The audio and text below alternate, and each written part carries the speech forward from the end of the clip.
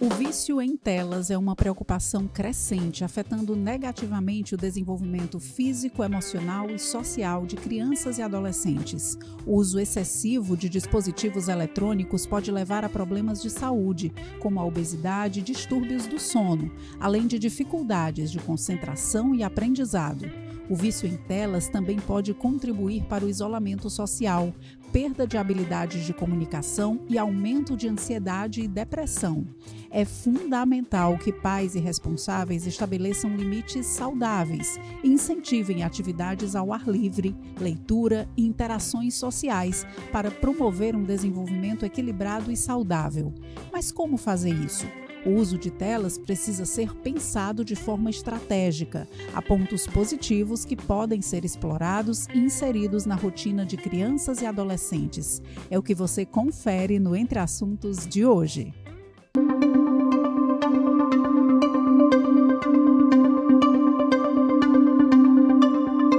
Para falar mais sobre essa relação entre crianças e tela, adolescentes e tela, eu recebo aqui com muita honra o Gabriel Salomão, professor, mas ele é um profundo pesquisador, estudioso, escritor. Aí são inúmeros créditos que eu precisaria lhe dar. Gabriel, seja muito bem-vindo à Opinião, ao Entre Assuntos, para a gente falar desse tema tão importante, de sempre e atualmente mais que nunca. Muito obrigado, Elba. É um prazer enorme estar aqui. Obrigado. Bom, o Gabriel, ele trabalha em cima da metodologia Montessori. Ele é dedicado a isso, tem um trabalho profundo e gigantesco sobre a metodologia Montessori. Eu queria que você falasse um pouquinho só qual a relação entre a metodologia e como ela pode ser aplicada nesse tema das telas, para que as pessoas possam primeiro ter uma noção do que a gente vai conversar a partir de agora. Claro. Eu olho para você mesmo, né? Pode ficar à vontade. A Maria Montessori foi uma psiquiatra que trabalhou ao longo do século XX, mas ela fez enormes descobertas sobre a mente da criança que hoje vêm sendo comprovadas quando a gente olha para o cérebro da criança, que ela não tinha acesso naquela época. E uma das grandes descobertas da Maria Montessori é que o desenvolvimento da criança e também do adolescente acontece por meio da atividade, que é uma coisa que parece óbvia, mas que passa, por exemplo, despercebida quando a gente organiza a educação ao redor da passividade. Esse aluno vai para a escola e ele testemunha um professor que fala, né? Ele mesmo não está ativo o tempo todo. E o desenvolvimento ocorre pela atividade. E aí, quando a gente olha para a tela, a gente tem alguns fatores importantes. O primeiro é que algumas telas, alguns usos da tela, permitem a atividade e outros conduzem à passividade. Então essa é uma primeira distinção importante quando a gente falar da tela. Quando a gente falar do vício da tela, por exemplo, quase todo ele é um vício passivo, né? A gente tem o vício em games, que é específico, a gente fala depois. E a segunda coisa importante que Maria Montessori nos traz é que a atividade que conduz ao desenvolvimento não é uma atividade premiada de fora, é uma atividade que faz sentido por si mesma. Então não é aquilo que a criança ou o adolescente faz para ganhar um parabéns, ou uma nota, ou uma aprovação de um adulto. Mas é aquilo que ele faz porque faz sentido para ele. Então, a gente pode pensar na arte, ou na leitura de um livro que te atrai, ou na discussão de um tema que é importante para você. Quando a gente olha de novo para a tela, uma grande parte do uso prejudicial da tela vem pela aprovação do outro. A foto pelo like, ou a vitória no game, não tanto porque o jogo é interessante, mas porque vai ter uma moeda específica, ou vai ganhar uma medalha, ou um diamante, ou qualquer coisa assim. E então há usos da tela que são positivos, de fato, que são atividade, e uma atividade valorizada pelo indivíduo, e há usos da tela que conduzem à passividade ou são premiados de fora e são piores para a criança e para o adolescente. É possível afirmar que há um caminho do meio, então? Pela sua explicação, a gente tem que entender que no contexto atual, aquela coisa do zero tela e tirar a tela dentro do mundo que a gente vive hoje, das perspectivas de futuro associadas à tecnologia, é algo praticamente impossível. Sim. Então, de que forma é possível conduzir esse uso de forma consciente, intencional, e como se faz isso? Tá. A Maria Montessori não era contra a tecnologia, nunca foi. Inclusive ela tem um panfletinho, um livretinho que ela escreveu especificamente sobre usos adequados de tecnologia na educação. Claro que ela está falando de uma tecnologia que para nós é quase ancestral, né? A gente está falando de um telegrama, mas ela fala assim de filmes, usar filmes na escola, que para aquele momento monte de educadores tinham horror ao filme. O filme era uma influência negativa e distraía, e mais ou menos o que a gente bota hoje na tela. E ela falava de livros coloridos, que também naquela época era uma enorme inovação, com figuras e tudo. Então, claro que há um caminho. Eu não sei se ele é do meio, no sentido de que não é que ele fica entre zero tela e esse uso de tela viciante, então só um pouquinho de vício. Não é exatamente o meio do caminho, é um outro caminho. A tela tem inúmeras possibilidades positivas e mal aproveitadas, porque a gente em geral não conhece, porque os grandes aplicativos, os que têm bilhões ali investidos para que façam sucesso, né? Esses enormes aplicativos chegam com mais facilidade a nós e às crianças. E aí tem milhares, ou talvez até mais do que milhares, de aplicativos, sites e tudo que fazem menos sucesso, porque tem menos marketing financiado ali, mas que são muito bons, são muito interessantes. Agora, quando a gente fala também dessa distribuição desse uso de tela, você trabalha muito com a questão da faixa etária, né? Você segmenta muito, até pelo próprio nível de desenvolvimento e de capacidade ali de acompanhar aquilo da própria criança. Sim. Como é que se deve acontecer essa introdução? Quando se deve acontecer? Uma pessoa que está nos assistindo, nos ouvindo, ela pode... Por onde eu começo? Qual é o passo a passo para que eu tenha aí, saia desse nível do vício de tela e entre no consumo mais consciente? Tá.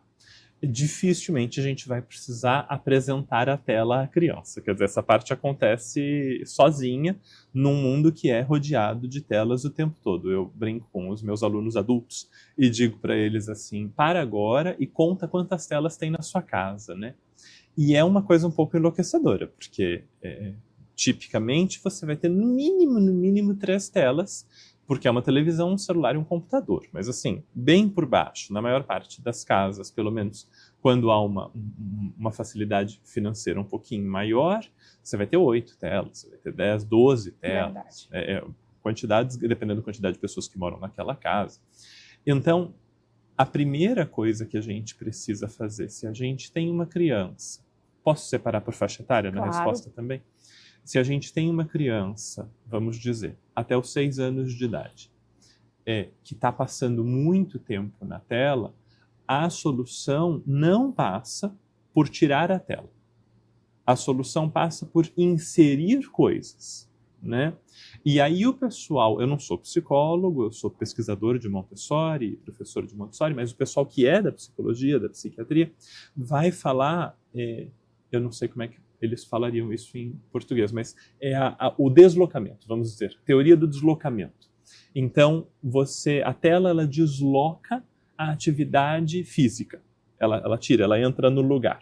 Ela desloca o envolvimento com os pais, e aí entra no lugar. Ela desloca a brincadeira com colegas. Então, o nosso trabalho, como mãe, como pai, como professor, é muito menos o trabalho de retirar a tela e muitíssimo mais o trabalho de inserir essas outras possibilidades, né?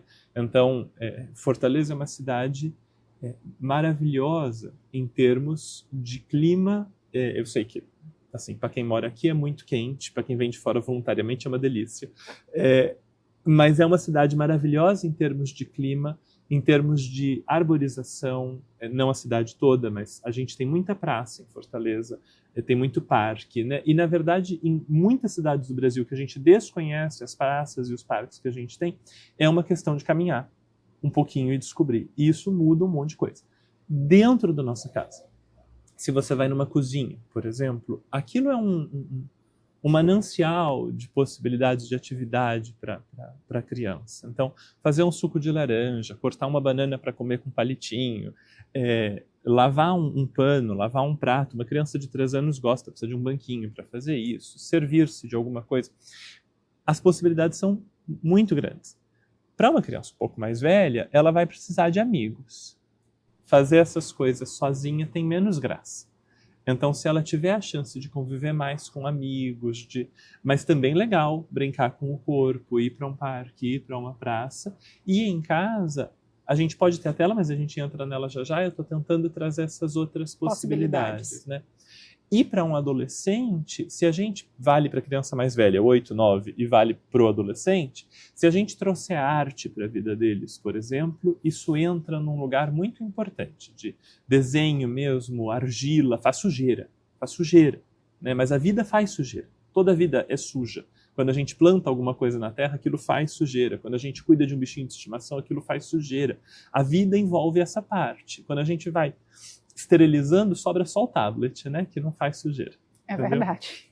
Então, você traz a arte para a vida desse sujeito, a autoexpressão para a vida dele, né? Possibilidade de escrever, de se comunicar com outro, um adolescente, de se revoltar, de dizer, não, isso aqui está errado, eu quero escrever uma carta para a prefeitura da cidade, eu quero fazer um cartaz para colocar na minha escola. Tudo isso é atividade. Então, a gente vai falando cada vez menos de tela e cada vez mais de criança e adolescente, porque a solução do vício nunca está no objeto do vício. A solução do vício sempre está em toda uma vida ao redor dele, né?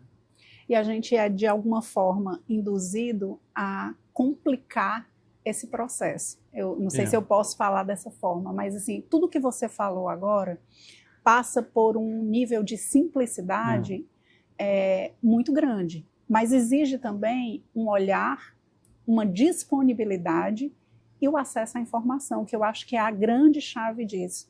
E aí me corrija, Gabriel, se eu estiver errado, mas essa questão da relação da criança e do adolescente com a tela, ela passa também pela relação do próprio adulto com a tela e do próprio adulto com a criança, né? Então eu acho que, queria que você falasse um pouco disso, dessa construção das relações e do respeito ali à identidade da criança, ao processo de vivência dela, porque eu acho que é muito mais sobre isso do que sobre, você vai passar um mês sem ver TV. Né? Isso, para quem tem um pouco mais de acesso à informação, vai entender que isso não vai funcionar. Não.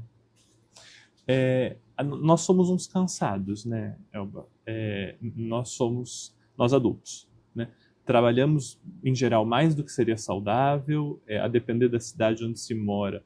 O trânsito entre trabalho e casa pode ser uma coisa exaustiva e também toma um monte de tempo. A gente come, em geral, muito mal, o que nos cansa também, e a gente dorme mal num ciclo, né? Porque a gente está trabalhando muito, muito cansado e comendo muito mal, e aí a gente usa muita tela porque está muito cansado. Uma bola de neve. Isso é uma bola de neve enorme, né? E a tela entra num lugar mentiroso de descanso. Então, eu estou exausto, e a gente sabe que, por experiência, né? Que você quer dormir legal. Antes de dormir, você tem que descansar. Não dá para passar pelo tô cansado e vou dormir. Existe um meio de caminho, tô cansado, vou relaxar e aí vou dormir mesmo, né? A tela mente para nós e entra nesse lugar do vou relaxar.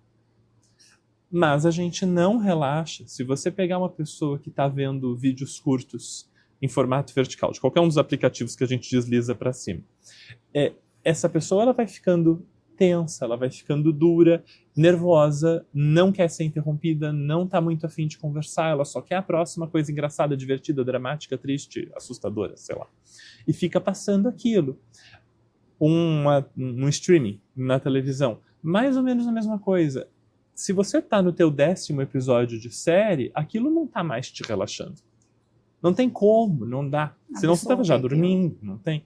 Aquilo vai te consumindo. E aí, quando a gente tem que pensar, quando a gente quer dormir, quando a gente vai conversar com a criança ou brincar com a criança, nós não temos paciência para nada que não seja feito para nos hiperestimular.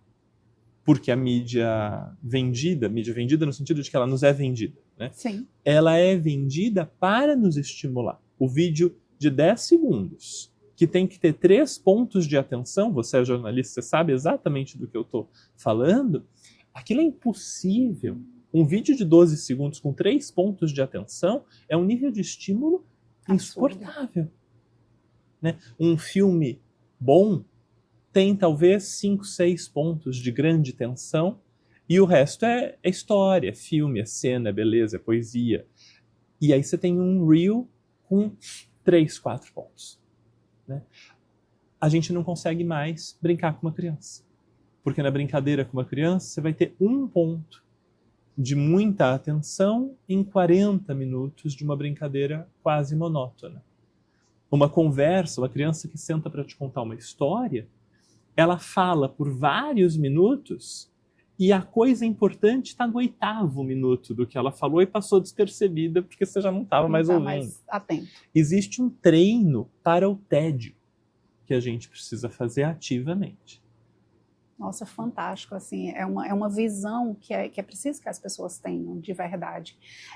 Gabriel, agora eu queria que a gente falasse um pouco sobre as formas, né, de utilizar essa tela de forma positiva. Vamos lá. Né? E aí eu entendo que ela vai estar sempre associada a algo, né? Você pode usar intencionalmente, trazer aí todo esse arsenal de possibilidades que você já colocou e associar isso à tela, né? Então você não tira, você associa, você já falou muito bem sobre isso, mas eu queria que você trouxesse agora exemplos de como eu chamo a minha criança e faço esse uso correto.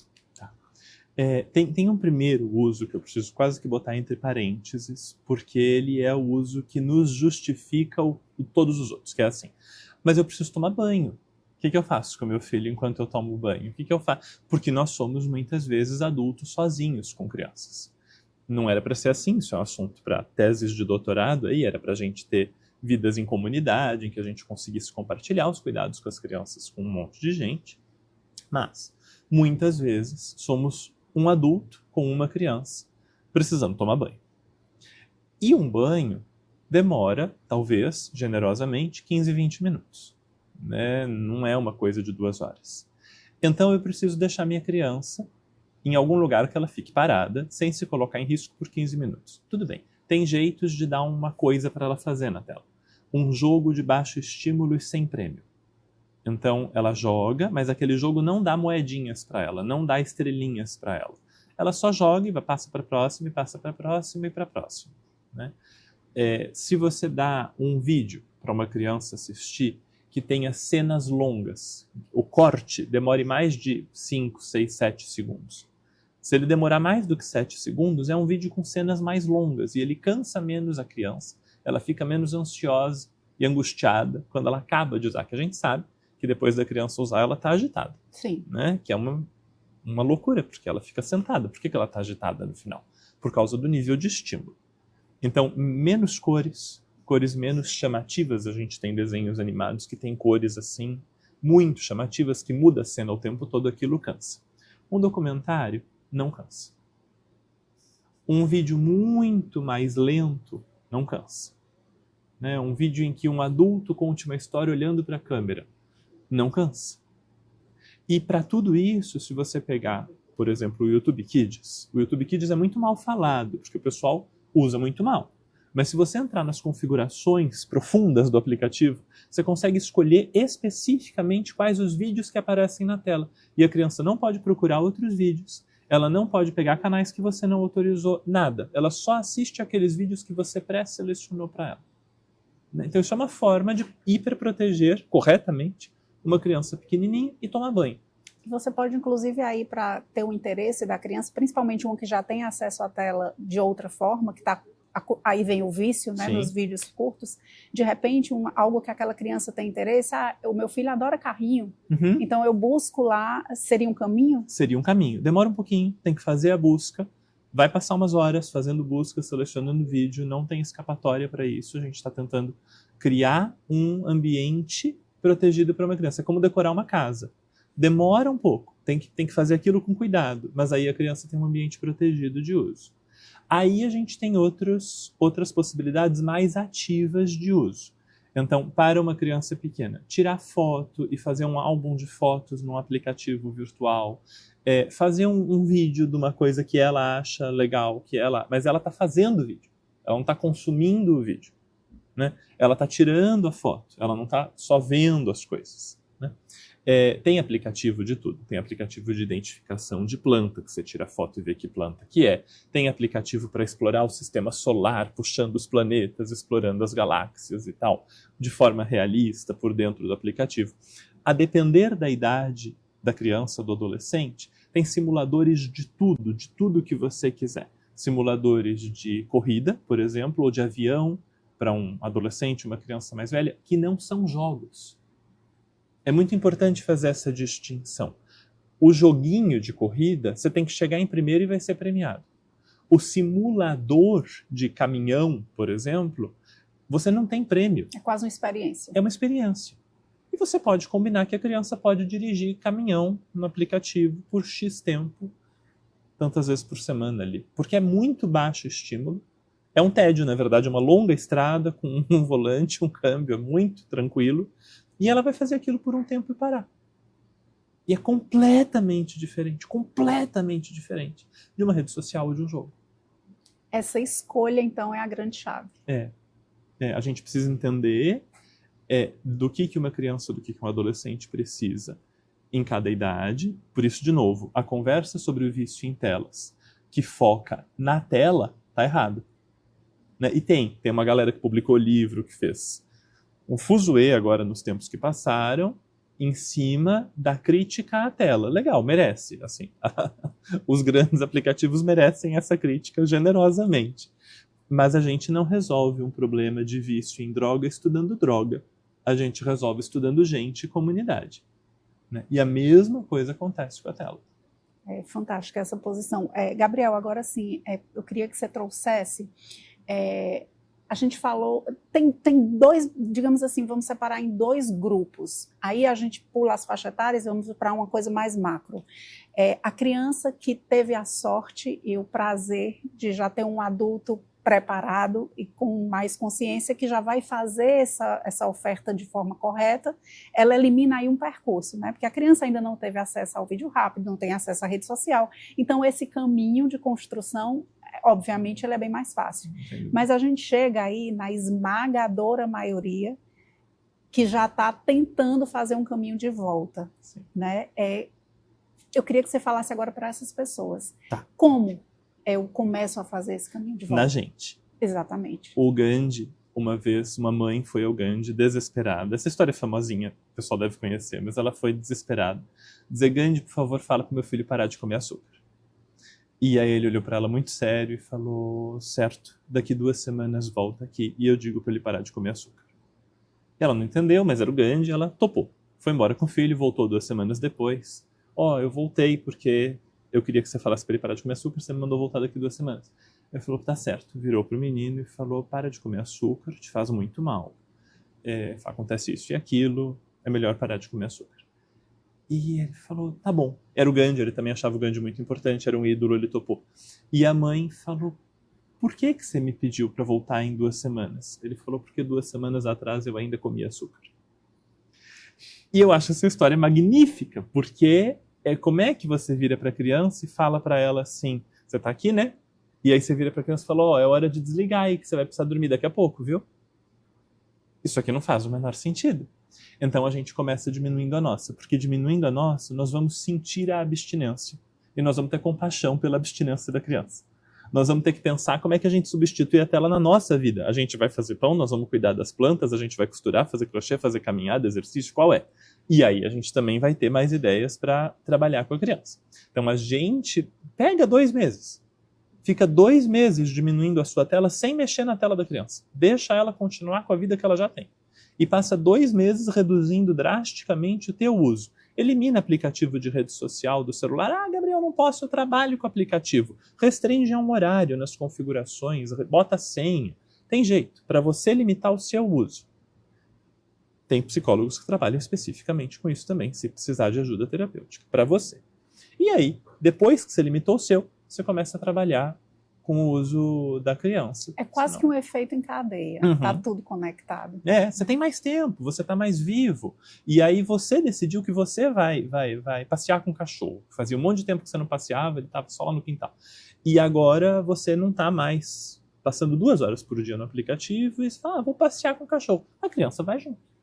Gabriel, essa sua fala me traz aqui a um ponto que eu acho que é importante a gente colocar, que quando a gente fala hoje nessa questão da tela, a gente sempre associa a criança, né? O malefício, o mal que vai fazer a criança, o adolescente, mas a gente esquece da gente, né? Então, é bem mais profundo, porque como está tudo conectado, quando você vamos usar um termo assim, eu vou fazer um detox em mim, automaticamente eu chego na criança. É um efeito em cadeia, né? Eu acho que essa visão as pessoas muitas vezes não têm. Eu estou muito preocupada como é que eu vou reduzir o uso da tela da minha criança.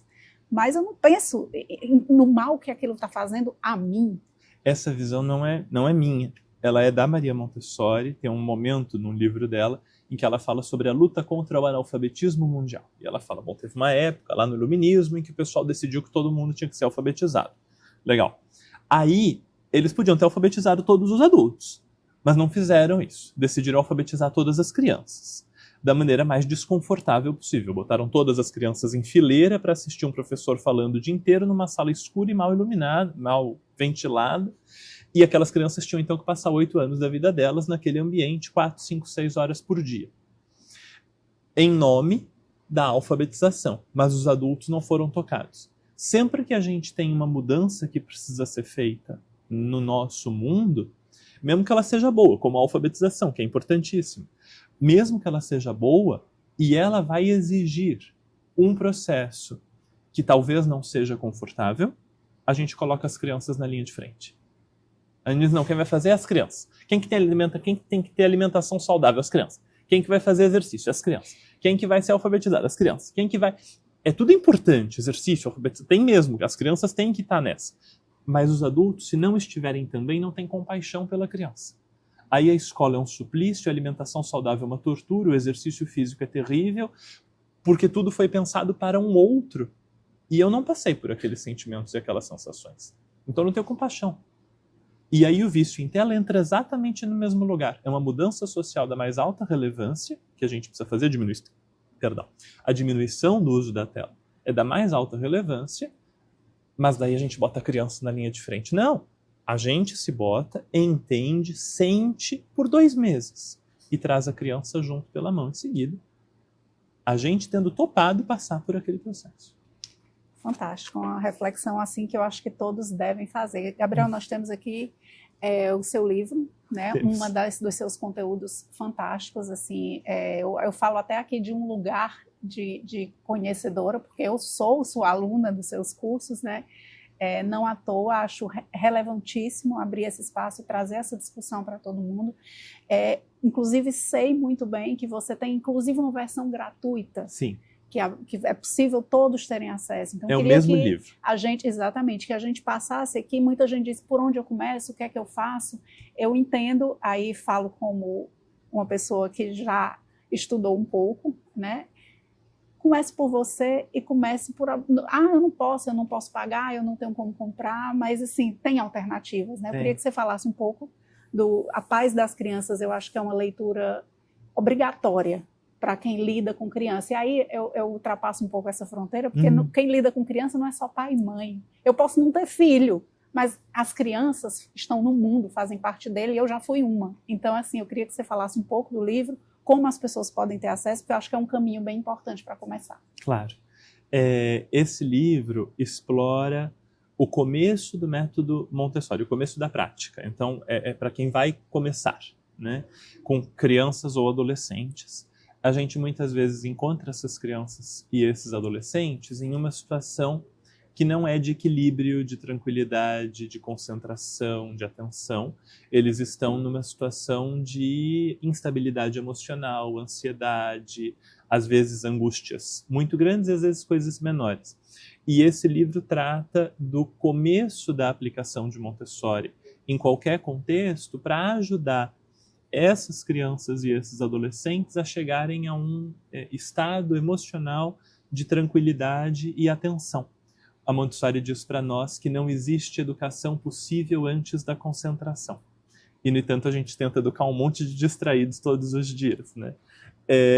E a Montessori, então, propõe para nós um caminho muito orgânico e que leva em consideração necessidades que hoje a gente sabe que são do cérebro da criança, para que ela chegue à tranquilidade, a um bem-estar que aí permita uma boa educação em casa ou na escola.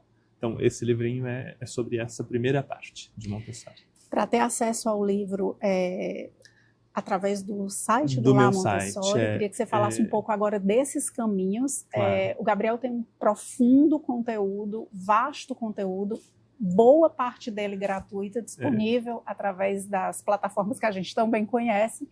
E eu queria que você falasse como ter acesso, falasse um pouco mais como as pessoas podem chegar até o Lar Montessori, qual é esse caminho. Encurte essa distância, por favor, Gabriel. Claro. Bom, eu comecei o Lar Montessori, que é uma plataforma virtual, em 2011, e de lá para cá, eu não sei te precisar, mas a gente está falando aí de 400 textos gratuitos ou alguma coisa assim, algumas dezenas de episódios de podcast, algumas centenas de vídeos no YouTube. Eu não sei esses números todos, infelizmente, mas tem muito conteúdo no Lar Montessori gratuito, tem cursos inteiros gratuitos no YouTube do Lar Montessori. Pode falar YouTube, pode falar. Pode ficar à vontade. No Instagram, eu sou um fracassinho, tá? Mas eu tento aparecer no Instagram com a frequência que eu consigo. Vou discordar. Ele é movimentadinho e tem também conteúdos legais, mas ele é mais uma porta de entrada.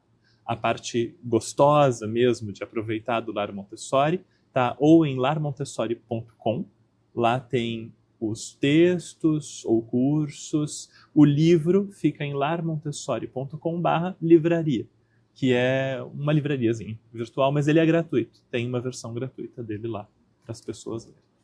Fantástico. Gabriel, agora eu queria que você falasse um pouco sobre esse seu trabalho com os cursos. Você já tem uma comunidade fiel de pessoas que buscam esse conhecimento. E eu penso que seria muito importante que esse conhecimento chegasse a mais pessoas. E você tem acessos, você tem estratégias para isso, né? A disponibilização do seu livro em PDF gratuito é um caminho. E os seus cursos são fantásticos. Quem puder e tiver a oportunidade de visitar lá o site do Lar Montessori e encontrar um pouco esse caminho, certamente não tem volta. É um caminho que você começa e você não retorna, porque é fabuloso, é fantástico.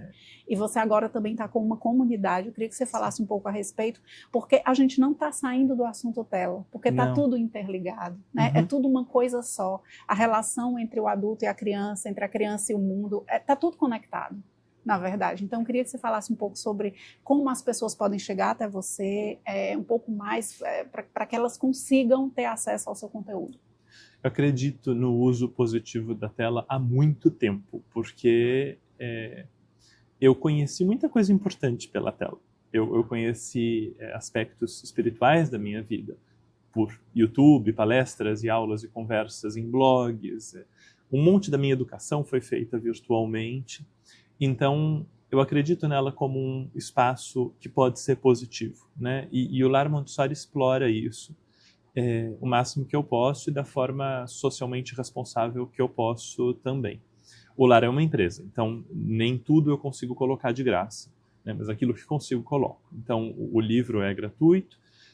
A nossa comunidade, ela não é gratuita, mas ela é um ponto de inflexão na disseminação de Montessori ou de uma educação que pensa na criança no Brasil, porque ela é um passo de acessibilidade enorme. A gente está cobrando muito menos do que cobrávamos antes. Assim, é um passo nesse sentido para que as pessoas tenham acesso a cursos sobre todos os aspectos do desenvolvimento da criança, inclusive um curso sobre telas com 20 e tantas horas, explorando aplicativos específicos e outras coisas assim. E, além desses cursos todos sobre criança e desenvolvimento e educação, tem o núcleo disso, que é uma pequena rede social feita especificamente para adultos que querem pensar a educação das crianças de uma forma melhor para as crianças. E também acaba sendo melhor para os adultos. Porque uma dificuldade que a gente tem quando a gente quer fazer uma educação diferente é que a gente está sozinho. Então você diz, eu queria que o meu filho, por exemplo, usasse menos a tela. Mas sou eu, e aí no meu prédio inteiro tem 80 famílias e eu sou a única família. E eu não consigo pensar sozinho, eu me canso, eu me deixo vencer por outras influências. E se eu tenho a chance de conversar com 200, 300 pessoas que que tentam pensar nessa direção. Eu me sinto mais forte, eu me sinto mais alegre, mais bem disposto para tudo isso, né? Então a ideia de criar essa comunidade é preservar um espaço protegido e seguro para pessoas que querem pensar a educação da criança de outra maneira.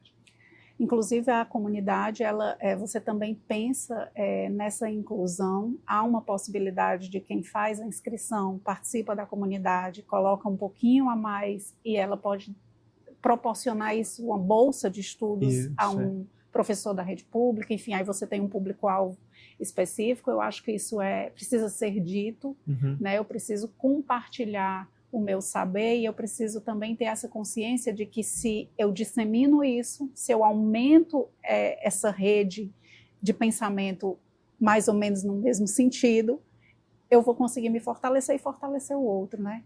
E eu acho que é importante a gente falar sobre isso também. A nossa escolha por bolsas, ela vem de muitos anos, né? Porque eu trabalho, hoje o Lar Montessori tem uma pós-graduação e ela esteve em construção por 5 anos até passar a existir.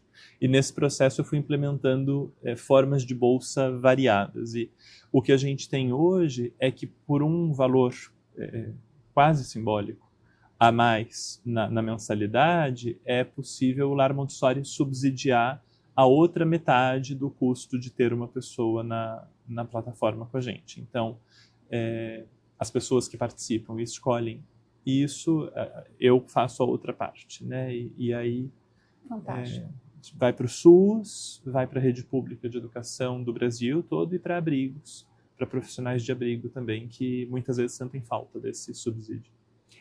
Eu queria encerrar, na verdade eu não queria encerrar, né? Mas como eu vou ter que encerrar em algum momento, né? Mas eu queria trazer só um outro ponto que muita gente traz por essa nossa vida agitada e complexa que a gente já falou tão bem aqui. Mas eu vou fazer um curso, eu vou ter que, vai demorar, quanto ao imediatismo do resultado, né? E aí eu me coloco aqui também de novo na posição de quem já fez os cursos e coloca isso, tenta colocar isso em prática em casa. A resposta é muito rápida.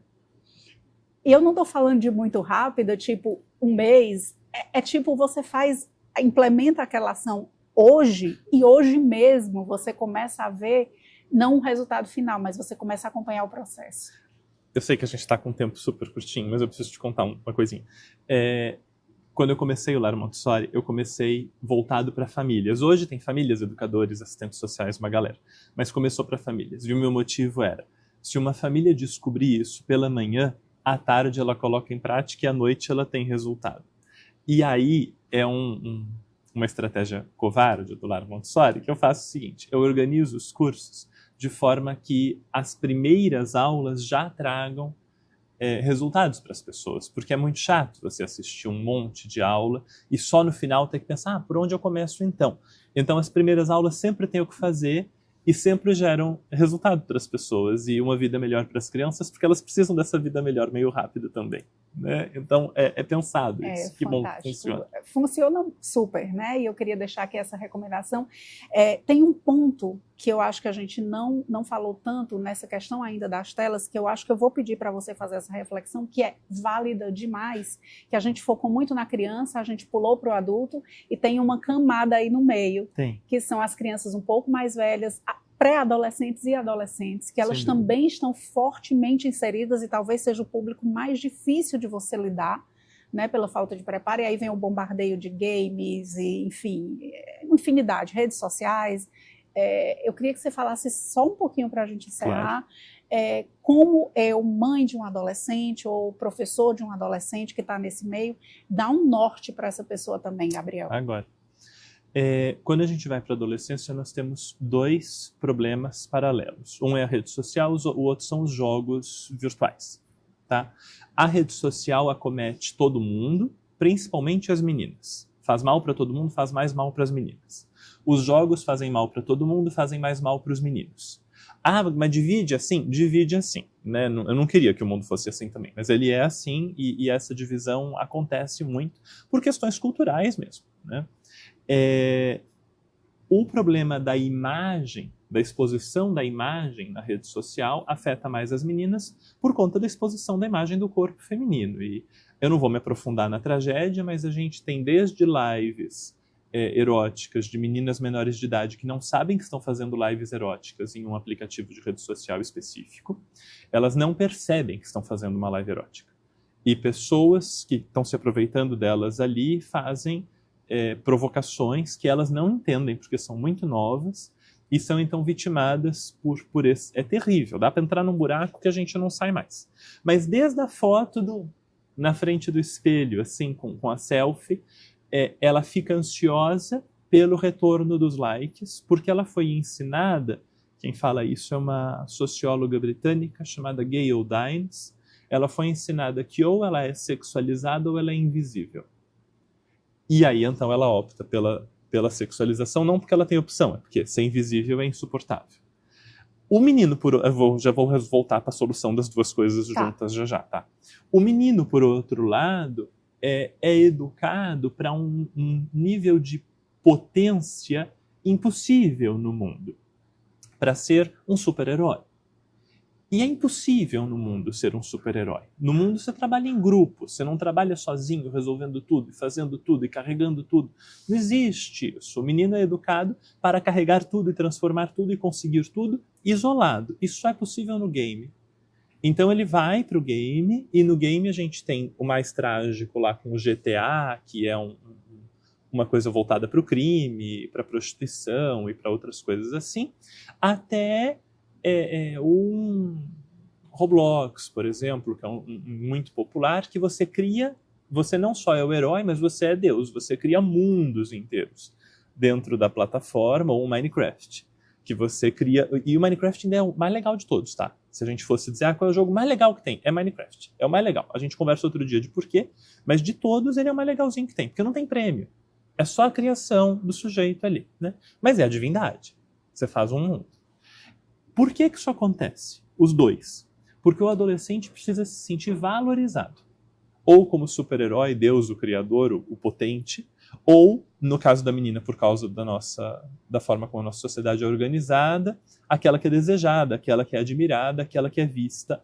Mas tudo isso é valorização. E Maria Montessori, quando fala da valorização da personalidade do adolescente, ela diz, ele precisa agir na comunidade e em comunidade e ser valorizado por esse esforço. Então, por exemplo, agora que tiramos os celulares das escolas, e foi bom que tiramos, podemos então juntar adolescentes para a gente fazer uma horta na frente da escola, ou fazer dentro da escola e quando ela estiver mais pronta, levar para fora para doar para a comunidade. Preparar lanche na escola para levar para uma população de rua, com adultos acompanhando, é claro. Dentro da escola, a gente pode preparar um café para vender para os pais, o cafezinho com sanduíche ou com pão de queijo de manhã cedo, quando vai deixar os filhos na escola. Os adolescentes então vendem isso. Fazer um evento na escola que um adolescente cuida da decoração, o outro da comida, o outro do convite, tarará. Dessa maneira, eles fazem coisas em grupo, para a comunidade, e recebem como retorno a valorização desse esforço. Aí não precisam da hiperexposição da rede social e não precisam do game que vai valorizar uma coisa que não existe. São duas ficções. E aqui não, a gente valoriza o grupo num esforço real, possível, que afeta o mundo de verdade. Nossa, é fascinante, assim, né? Quando você mergulha, é por isso que eu falo, é um caminho sem volta. Quando você começar a percorrer esse caminho, você quer entender mais, você quer buscar mais. E aí eu deixo mais uma vez, eu quero firmar aqui um compromisso, a gente vai ter um segundo programa, a gente precisa desse segundo programa, porque tem muita coisa para falar. Eu gostaria muito de falar sobre um tema que você está trabalhando atualmente, que é o poder da criança, né? O que a criança pode entregar se ela for conduzida da forma correta ou permitida, né? Fazer o que ela nasce sabendo fazer. Sem dúvida. E aí eu estou falando de um lugar que muita gente pode, não, mas como é isso? Então você vai ficar esperando um pouquinho, né? Vamos trabalhar aí a paciência, e a gente vai trazer o Gabriel de volta para falar sobre isso. Eu quero que o Gabriel venha aqui sempre que quiser. Obrigado. Lhe falei isso anteriormente em off, estou falando aqui em público. Estamos de portas abertas, né? Eu acho que o seu trabalho e o que você faz merece sim todo o espaço possível, porque esse alcance, essa informação, ela precisa chegar às pessoas de alguma forma. Então, é aquela coisa de construir os caminhos. Se uma pessoa que nos assiste mudou a chave, virou a chave, isso já é fantástico, já valeu a pena. Então, Gabriel, muito obrigada. Foi fantástico conversar com você e eu já firmei aqui o nosso próximo encontro. A gente vai ver quando e a gente vai falar mais sobre esse assunto tão interessante. Combinadíssimo. Muito obrigado. Muito obrigado. A gente fica por aqui e até a próxima.